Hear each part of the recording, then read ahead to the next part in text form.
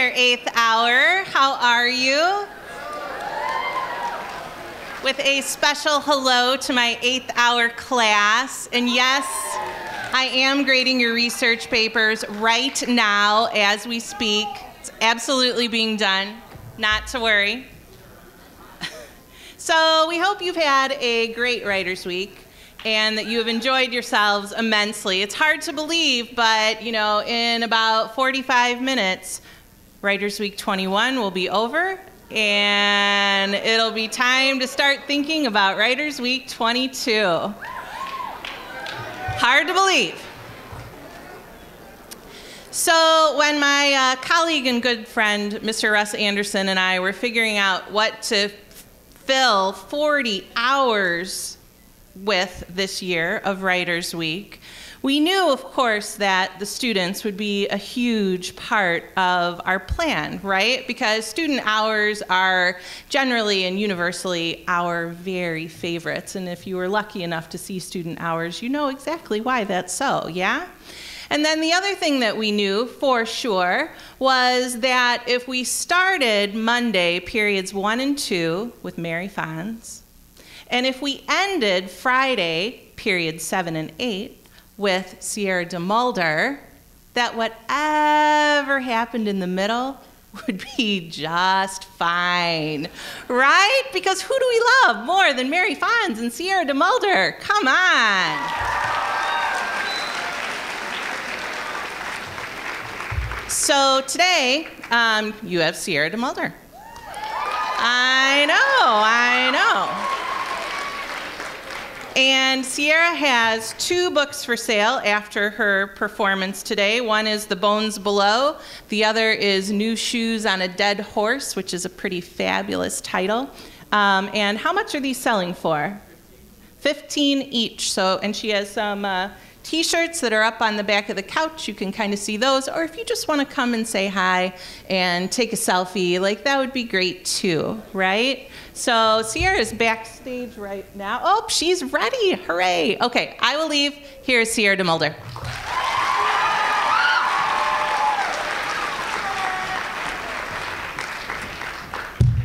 Hi. How are you? Good. I'm so glad. My name is Sierra DeMulder. I live in Minneapolis. I am an internationally touring performance poet and educator. Yeah, I'm going to just get started. Is that cool? Can you tell me what time it ends? 45. Great.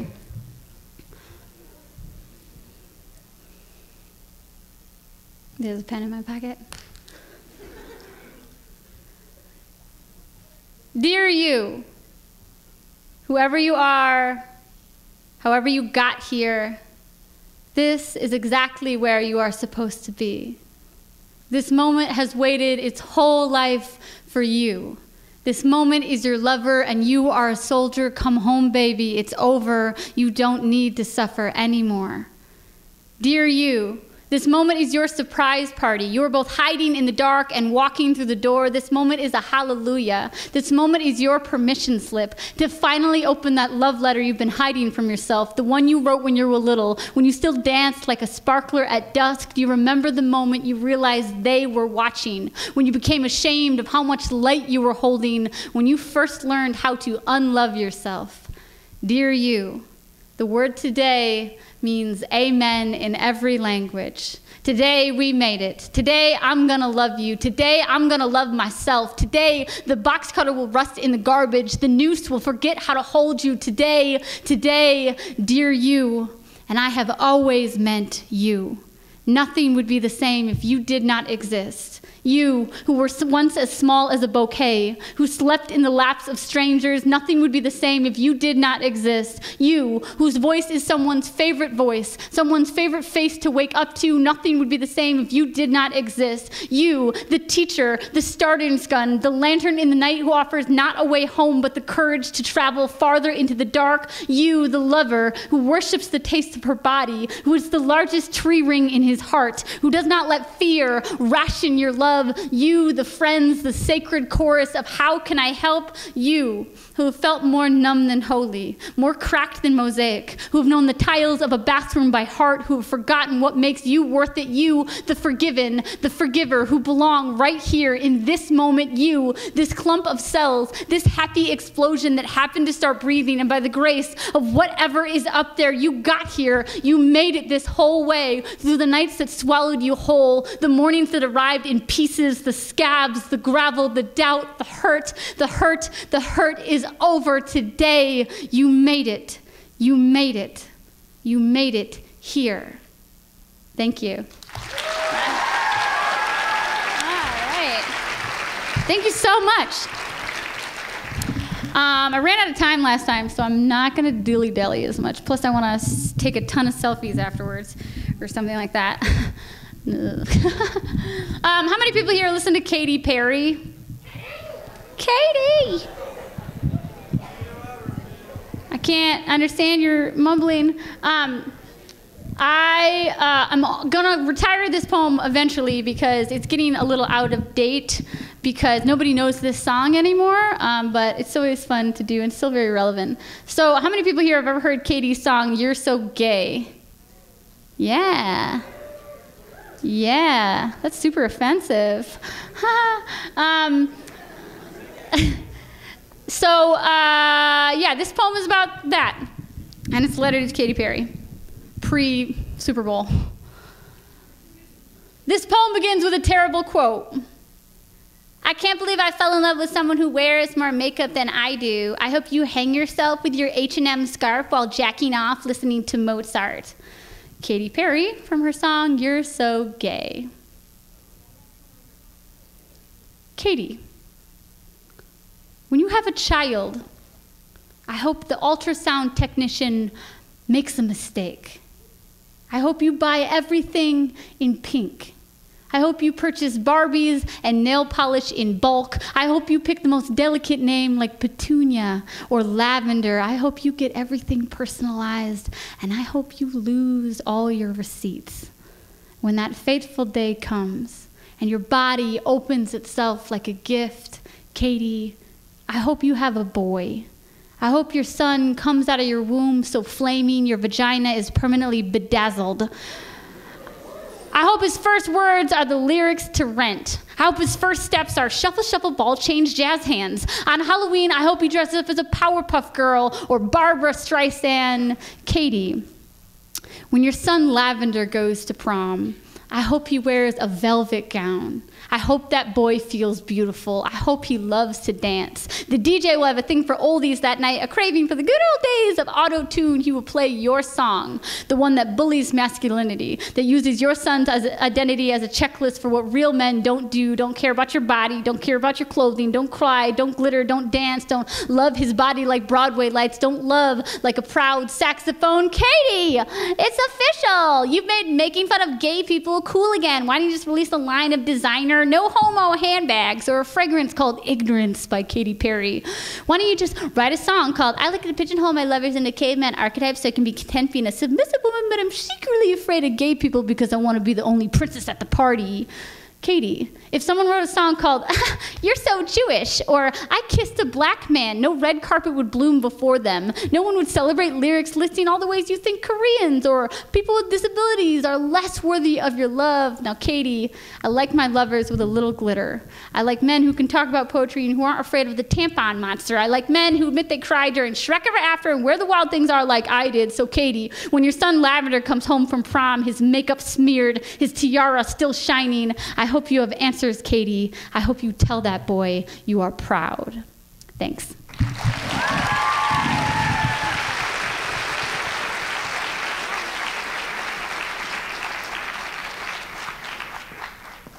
I left my stuff everywhere.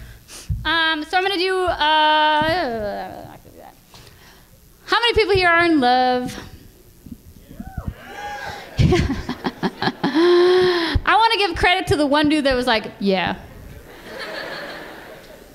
That's cool. I like that. How many people here have a crush on someone? How many people here have ever felt any emotion ever? Great. We have something in common. How many people here have ever had a crush on someone who was dating somebody else? Yeah, girl, that sucks. That's horrible. So I was in love with one of my best friends for 3+ years. And I like to say all I got was this stupid poem, not even a t-shirt. So yeah. This is on, I have a funny story to tell you afterwards, so don't let me forget, okay? Deal? Front row? Cool. This is on watching someone you love somebody else.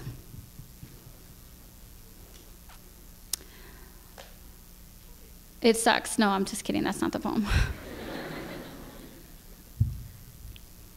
You will be out with friends when the news of her existence is accidentally spilled all over your bar stool. Respond calmly, as if it was only a change in weather, a punchline you saw coming. After your 4th shot of cheap liquor, leave the image of him kissing another woman in the toilet. In the morning, her name will be in every headline: car crash, robbery, flood. When he calls you, ignore the hundreds of ropes untangling themselves in your stomach. You are the best friend again. When he invites you over for dinner, say yes too easily. Remind yourself, this isn't special. It's only dinner. Everyone has to eat. When he greets you at the door, do not think for 1 second you are the reason he wore cologne tonight. Someone told you once that a soulmate is not the person who makes you the happiest, but the one who makes you feel the most, who can conduct your heart to bang the loudest, who can drag you giggling with forgiveness from the cellar they locked you in. It has always been him. In his kitchen, he will hand feed you a piece of red pepper. His laugh will be low and warm, and it will make you feel like candlelight. Do not think this is special.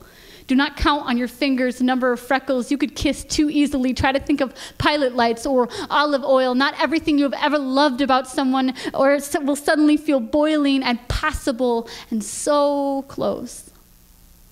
You will find her bobby pins lying innocently on his bathroom sink. Her bobby pins. They look like the wiry legs of spiders, splinters of her undressing in his bed. Do not say anything. Think of stealing them, wearing them home in your hair. When he hugs you goodbye, let him kiss you on the forehead. Settle for target practice. At home, you will picture her across town pressing her fingers into his back like wet cement. You will wonder if she looks like you. If you are 2 bedrooms in the same house, did he fall for her features like rearranged furniture when he kisses her? Does she taste like wet paint? You will want to call him. You will go as far as holding the phone in your hand. Imagine telling him unimaginable things like, you are always ticking inside of me and I dream of you more often than I don't. My body is a dead language and you pronounce each word perfectly. Do not call him. Fall asleep to the hum of the VCR. She must make him happy. She must be his favorite place in Minneapolis. You are a souvenir shop where he goes to remember how much people miss him when he's gone. Thank you.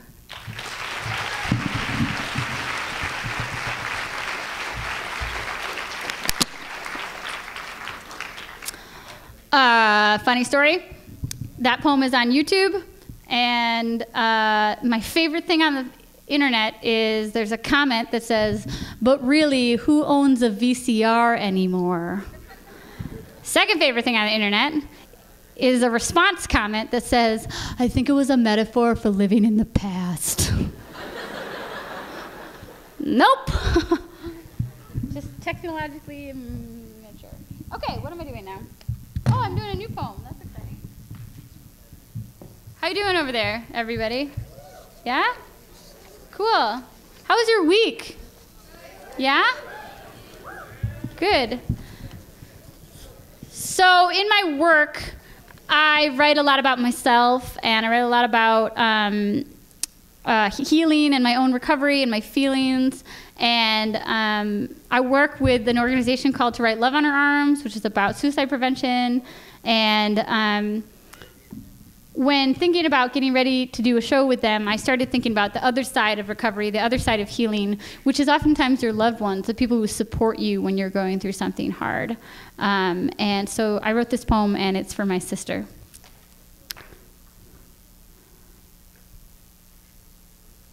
Blackberry briar, hunter's daughter, ocean-eyed mermaid. When my sister needs to talk, I extend my arms towards her like a child asking to be held. I turn my palms upward as if donating blood and let her empty the contents of the day on me. The words file out, orderly at first, and then a swarm spilling over me like the soft swell of a mushroom cloud until I do not remember where I begin and her need ends. This is what it's like to love the healing.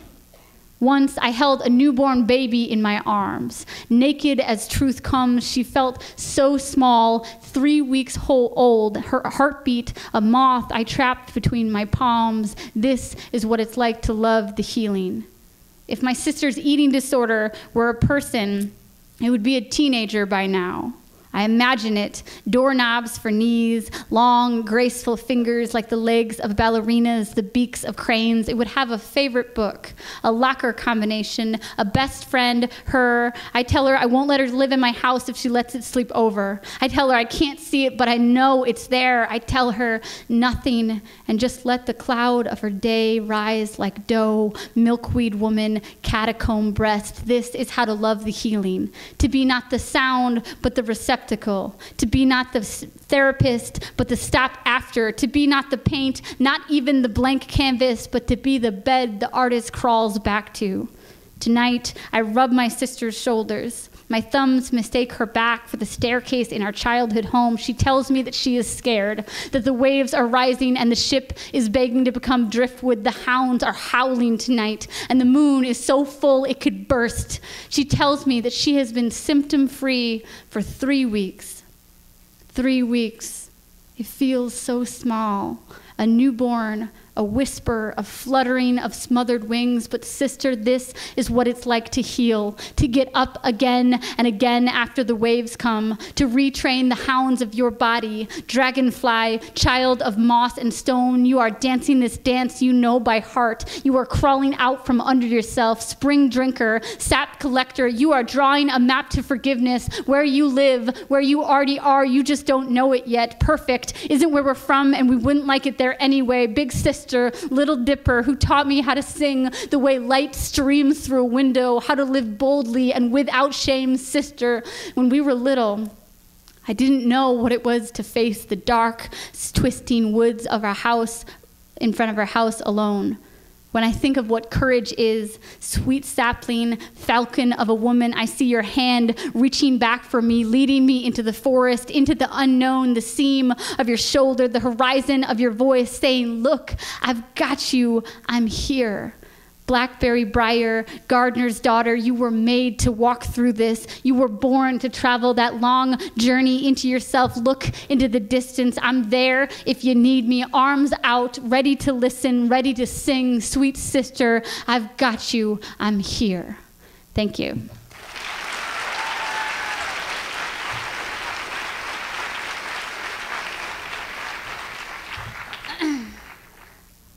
Cool. How about this one? Existential crisis brought forth by complaining about my boyfriend. At the bar, over a basket of cheese curds, I tell my best friend how sometimes I jokingly refer to my partner as an emotional robot. He is not, of course, a robot, nor is he emotionless, but he is incredibly calculated and analytical, unable or unwilling to be emotionally stimulated beyond the realm of happy or full. I, on the other hand, emote in technicolors. I emote unlike a blender on high with no lid and lots of ice. My friend laughs, takes another long pull from his Manhattan and says, no, if he was a robot, you could just program him. This is true. Another moment in my life when my friends are accidentally staggering and it isn't just the bourbon. In a few drinks, I walk home alone in the almost spring but not spring weather. I can see my breath, an eager child running out into the road before me. I watch it spill out and fade like a carbon copy of my heartbeat. I am here, I am here, am I here? I worry if I'm just programmed this way, to unearth a body just after burying it, to find happiness and then, like a video game, start over. Shit. I mean, really, if either of us are robots, it's probably me, the one who always makes the same wrong turns, who doesn't get lost but drives until the gas runs out, the one who doesn't feel pretty until she is told she is pretty. In other words, the one who doesn't go until she is told to go, who doesn't believe in God but can't find her own remote, the glitchy one, the skipping record, the I love you repeat, I love repeat, I break. I've made this mistake before. I've looked into the face of love and said no, not now, but meant today. I've pushed love into a mirror and blamed it for shattering me. This is what I think about as I crawl slowly into bed next to a very warm, very breathing body. I curl myself under his arm and fall asleep listening to the buzz of all his machinery. Thanks.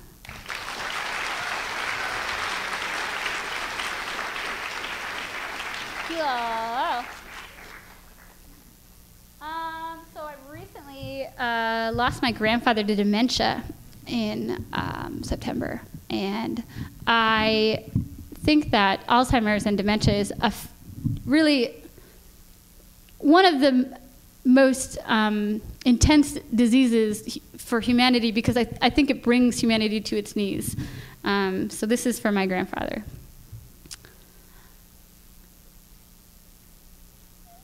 This is your wife, Barbara. This is your son, Scott. This is you waiting for that train to come in your Navy uniform. You always told me you only chose the Navy because the uniform matched the color of your eyes. Remember? My grandfather coughs. I hand him a water bottle. For the past hour, we've been alternating between a photo album and me reading aloud to him from his 400-page self-published autobiography. When he fumbles, I open the water bottle for him. Our hands touch, and his doughy eyes look up at me, wet with recognition. See, this is the house you grew up in, the farm. This is you and your mother. These are your sisters. You always told me that your sisters used to put on extra layers of clothing before milking the cows in the morning so the smell of manure wouldn't follow them to school. Do you remember your sisters? His words come out like shy children, slow and hesitant. He tells me he remembers but does not say more. I read somewhere that people with dementia might lie or pretend to understand to avoid embarrassment. I try not to think about this and turn the page. This is you and Grandma playing guitar. You always said that she played bad and you played worse. I remember when you taught me my first guitar chord. It was a G, remember? A G chord. The bathtub is slowly draining. The photograph is developing in reverse. All those words just floating about, his tongue, an empty mason jar, the fireflies just out of reach. My grandfather picks up his autobiography, holds it up in the air as if handing it to God, and says the most words he has said to me all day.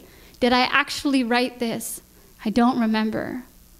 If dementia is the body's longest goodbye, then let these be the last memories it pries from your fingers. This is your wife, Barbara. You told me the summer you eloped, her skin was sunburned the color of a cherry. This is your son, Scott. He has your eyes, navy blue. This is the house you grew up in. This is you teaching. This is your granddaughter. She wants to be a teacher like you. This is you. This is it. In the end, this is all that is left. The memories, the moments, the people who will love you to the body's unflattering end. How quickly time passes us by. Just yesterday, it seems, we were waiting for that train. It's here, Grandpa. It finally came. Thank you.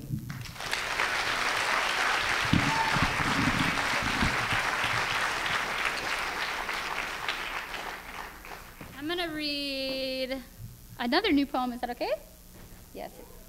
I remember the first time I came to Writers Week like 5 years ago, I brought one of those little tiny netbooks, and that was when they were new and cute and exciting. And I brought it on stage to read a poem off of it. And I made a joke. I was like, look, I'm going to read a poem off of a really big calculator. And no one laughed. And no one laughed this time, too. So things and hey, thanks.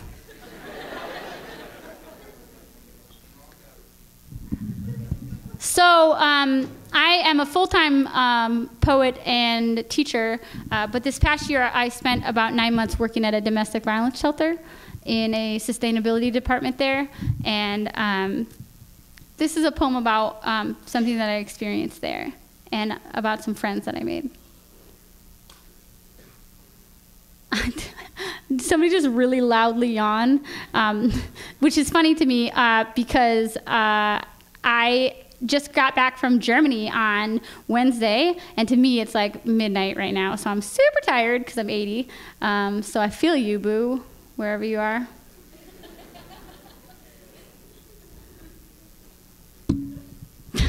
Anyway, Tyler, 7 years old, pops his smiling head into my office, teeth like a handful of scattered corn, and says, "Miss Sierra, your hair looks disastrous today." He is not totally incorrect.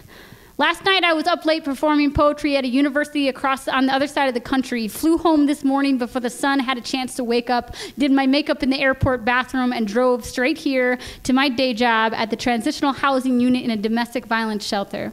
In this program, residents can stay for 2 years with their family. To qualify, they must be victims of domestic violence, fall under the poverty line, and be homeless at the time of the lottery drawing for these coveted keys. There are only 13 apartments, always all full, and my office sits nestled between 2 of them.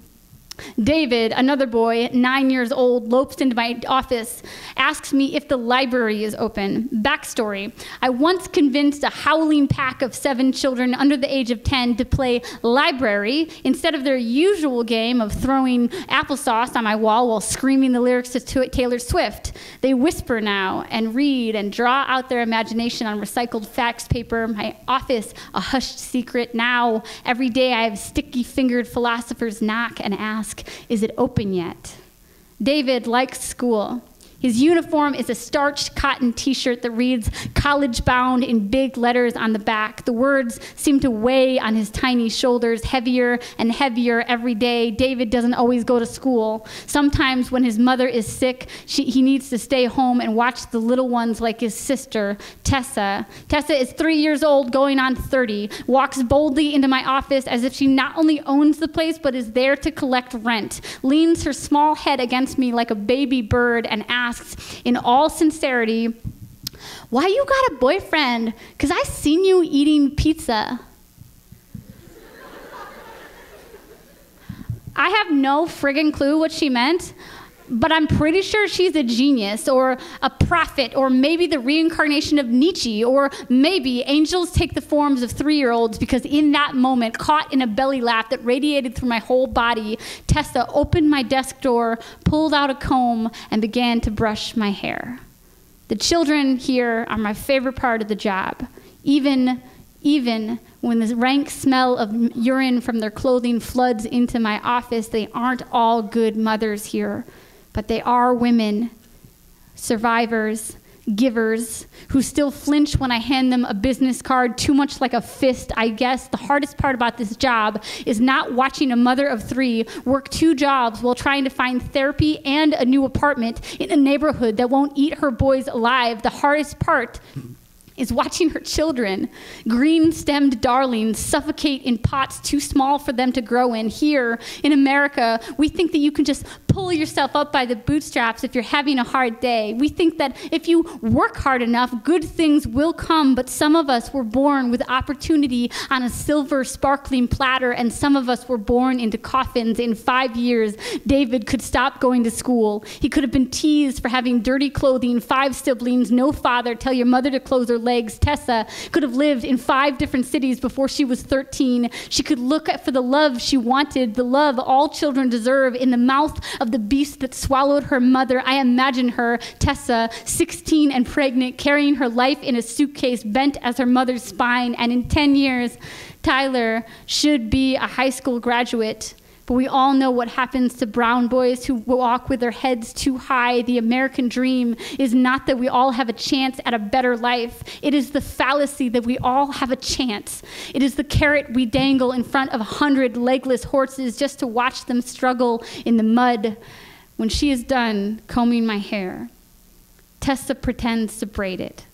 She is too little to understand the sleight of hands, the pattern, twisting my hair into spiraling roots. She is so gentle, even for a child, always making sure to ask if it hurts, if it is okay. I do not tell her that I am scared. I do not tell her that I believe in her capacity to grow and blossom and bloom, just not in the system built to weed her out. I tell her, no, it doesn't hurt. No, it's okay. You're doing a great job. Thank you.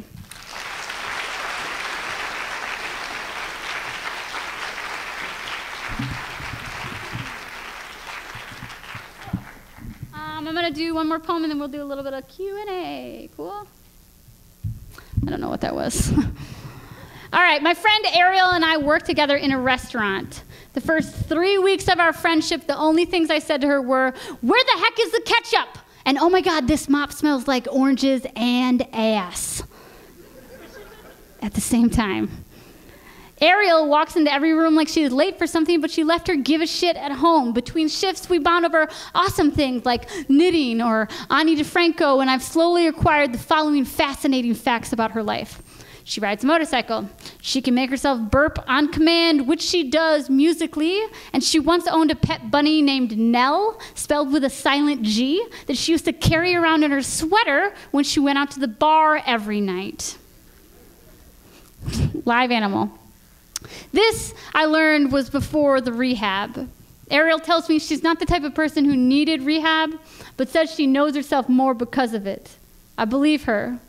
There is something about people who have seen their own wild darkness, who've had sadness cast itself like iron before them, the ones who mistook that empty hallway of depression for a mirror.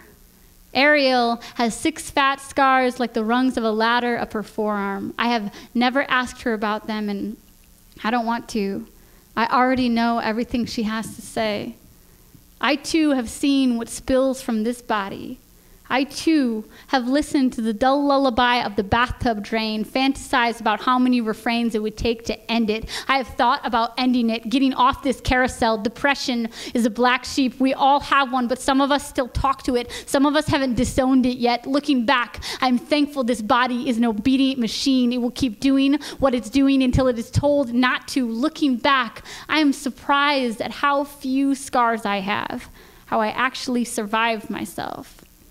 My favorite thing about Ariel is her tattoos. They're awful. Ariel has a tattoo of a mermaid above each of her breasts. They look like they were drawn by my 5-year-old niece on sleeping pills. Depending on what day it is or what shirt she wears, they look more like pickles than sea creatures, and I tell her I love her tattoos.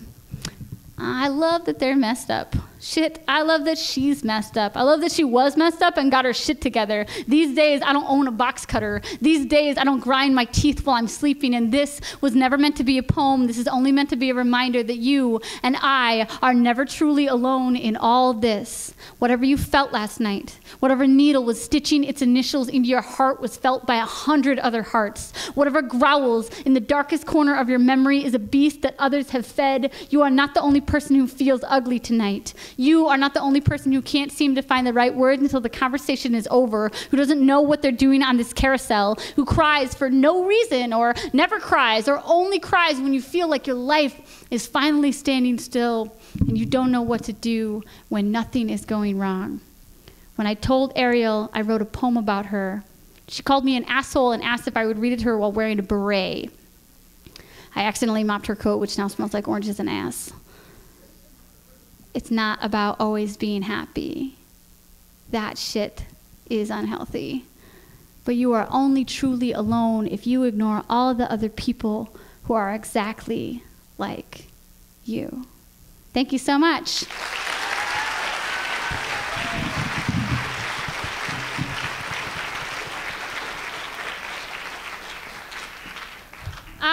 First I have to wave at my friend who waved at me mid-poem. Hi. I was doing a poem, so I couldn't wave back. You weirdos. Anybody have questions? Q&As? Yes? In the back. Ooh. Catchphrase? Does catchphrase count? Any other questions? Yes? I have no idea what you're talking about. Next question. Yeah. A fawn. Germany was amazing, thanks. It was amazing. Any other questions? Yeah. I speak Spanish. Not Chipotle. Oh my God, I was not going to answer that, and then I was baffled by that. Obviously, yes. Oh, I already told you it was about YouTube. Thank you, though. I guess it's not a story, it's just a funny thing. Any other questions? Yes. God dang it. You guys asked me this in the last one, and I just saw it today, and I saw white and gold. Okay, next question. Yes. I'm sorry, friends. I can't hear what my new friend is trying to ask me. I know the dress is super fascinating. Can I do the anapoem? Maybe. Do it. Yeah. What got me into slam poetry? That's a great question. I wrote in high school, but it was mostly just in my journal and for myself. And then I discovered slam poetry, just some spoken words. Like, we didn't have YouTube back in the 1700s. So I just discovered like a spoken word CD, and I started writing because it's empowering to realize that poetry doesn't have to fit into a form, or that it can be conversational, it can be performative, and that's what. So I was like 19 at the time. Other question? There's another question here in the back. Who's my role model? What a great question. Can I? Let me think about it. I really love this writer, Sharon Olds. I really love Mindy, whatever her name is. Yeah, I think she's cool. But I don't know, I have a lot of role models in my friends and the people I surround myself with. The people I surround myself with are the people that I want to emulate. Yes? What's your favorite TV show? Game of Thrones. I read the books, though, so...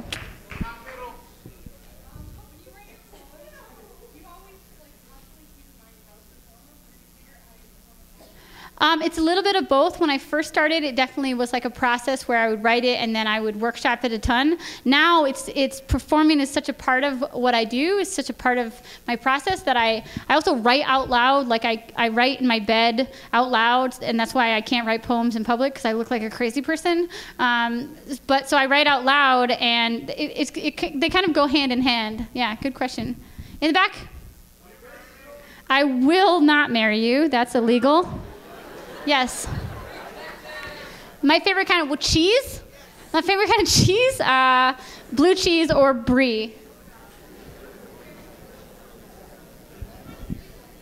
What kind of music do I listen to? Good music. I like music that I can dance to. I like music like folk music. I like yeah. Yeah. I feel like I'm on a date with all of you. First of all. Well, what? Do I go to raves? Do I look like I go to raves? Do I look like the coolest person in the world? Oh, thanks. No, I don't go to raves. Any other questions? Top middle. If you could have 2 superpowers, what would they be? Flying, invisibility. I'm sorry, what? I have not, actually. I don't want to write political poems flippantly, so I want to make sure that I'm as well educated and well spoken, and not just adding to like the mumbles of people around me. Does that make sense? Like, I want to make sure that I'm making something really purposeful. I have a poem about sexual assault and the cultural response to it, and it took me a really long time to write it because I really wanted to say the right thing about our cultural response to sexual assault and rape. Is that okay, Christian? Yes.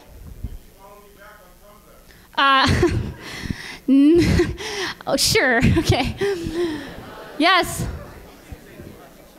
Favorite fictional character? It's a man named Fidelis in the book The Master Butcher's Singing Club. I named my dog after him. Yes. I went to Munich, Ulm, Dachau, Landsberg, and then I went to Salzburg, Austria, Vienna, Austria, Budapest, Hungary, Bratislava, Slovakia, and Prague in the Czech Republic. Yes. Do I like Germany or America better? That's a very complicated question. I like both of them. I like here because it's my home, and yes. I know how to say, I know how to say Käsespätzle, which is a kind of pasta that's like mac and cheese with onions on it. And I can say no. And push is like drücken or something. Yeah. Cool, great questions. Sorry, I don't really feel like seeing you again. Get it? Because it's a date. Yes.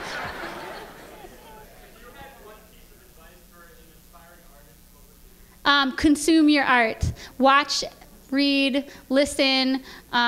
Consume as much of your, if you're a painter, go to every frickin' paint museum.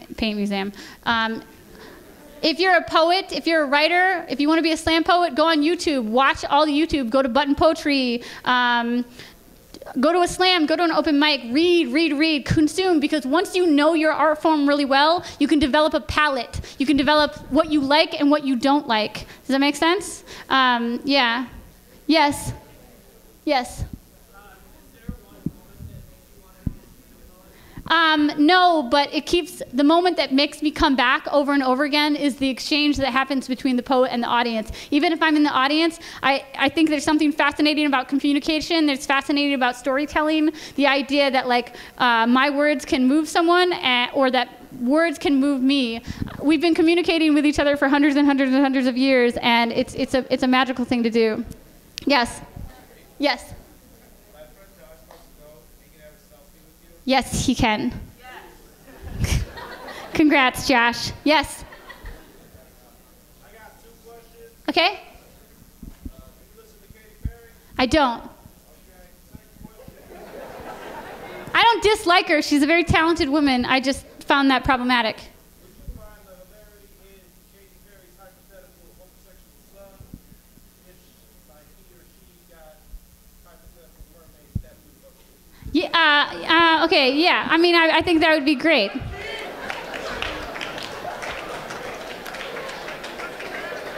sorry, friends. I can't hear my new friend. Are you coming back next year? I hope so. I'm sorry I didn't do the poem, guys, or whoever asked me. Selfie, yes, selfies are free. I have stickers, I have t-shirts, I have books, I have a Tumblr, Facebook, Instagram, Twitter, all of those things. Yes, in the back. Oh wait, I have one more thing to say. Hey, I am the curriculum director of a summer poetry slam camp. It's a week-long camp in Minnesota. It's for incoming freshmen to outgoing seniors. Check it out on the line if you are a writer. You do not have to be experienced. Okay, cool, great, nice talking to you.